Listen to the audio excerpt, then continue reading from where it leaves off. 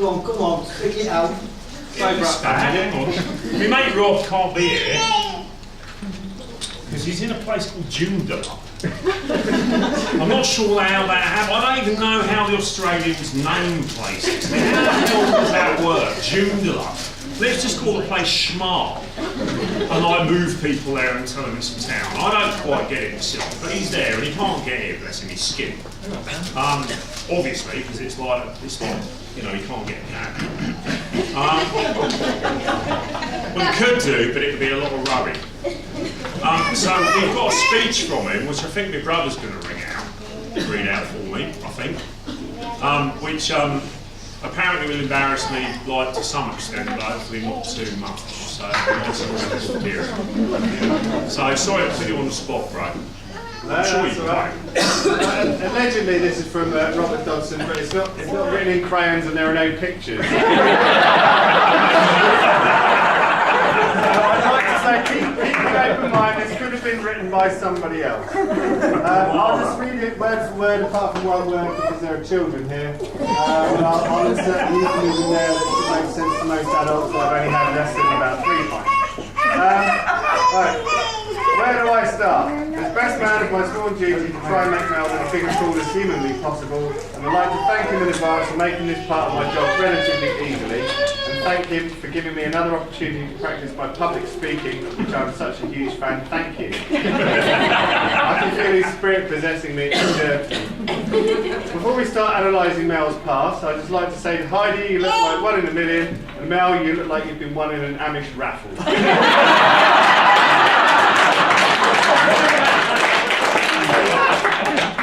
Right, so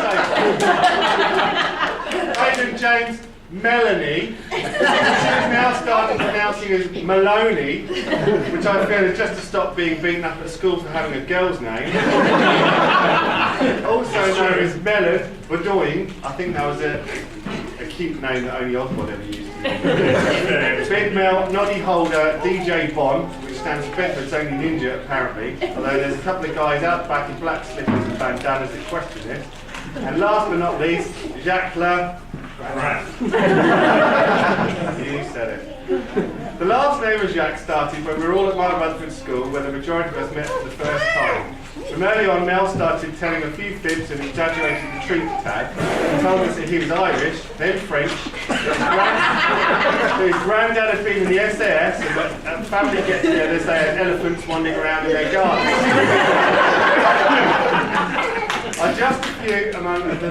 Just a few of the many stretched truths we were told.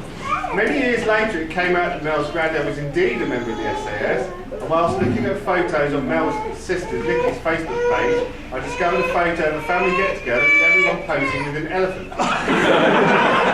So it seems we may have misjudged John. And maybe a few other of his stories will be proven correct, and he was indeed the first Frenchman on the moon.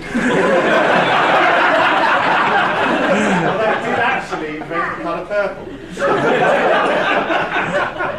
As I've already mentioned, Mel has worked as a teacher at several local schools, which is a shame because if he'd been born 100 years earlier, he would have had the perfect job for him as Bedford's town crier. As you've all probably heard over the years, Mel is the loudest natural phenomenon on earth. I use the word natural fairly loosely. As you all know, Mel lives for his comic books and can get lost in his own little world sometimes.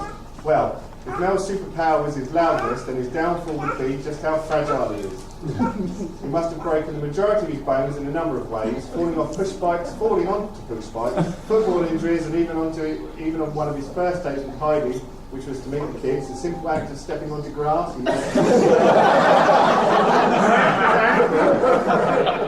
The kids will obviously won over instantly. This man can make bits of his body fly off the field. A shout as Mel was driven off in an ambulance for the 42nd time. Needless to say, the Hulk and Wolverine aren't too worried about competition from Bedford superheroes.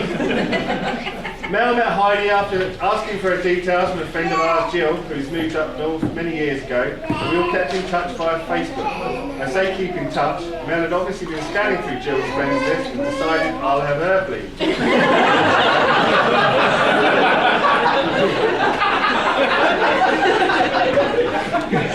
It has all turned out for the best, but could have easily always been an open shut case of internet stalking. The relatively short time Mel and Heidi have been together, they originally made trips to and from Lincolnshire to visit each other before Heidi and the kids eventually moved to Bedford in Mel's flat. My next visit to Mel's place proved to me that Heidi was the right girl for Mel. She cleaned his bathroom and even overcome his toilet. Which at last starred in a certain scene from Trainspotting. And I'd like to say that is no exaggeration. You've got to fix that voice, isn't it? That to me was true love.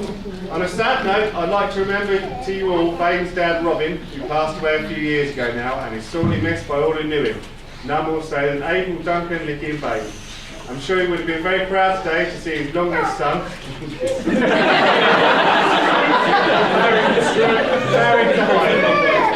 A toast then to absent friends and family, because you just mentioned family. Absent friends. So, here we are on the Happy Couples Big Day. It's been wonderful yet a hectic day with all the preparations and hours doing the hair, and Heidi was quite busy as well. Mel, you leave here today with a beautiful bride, and if I know you as well as I think, your pockets stuffed with sandwiches.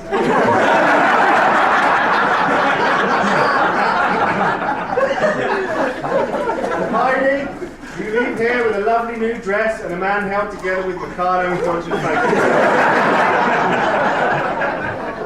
If you could all please rise to toast to me, Mr. and Mrs. Melanie. Melon and Heidi.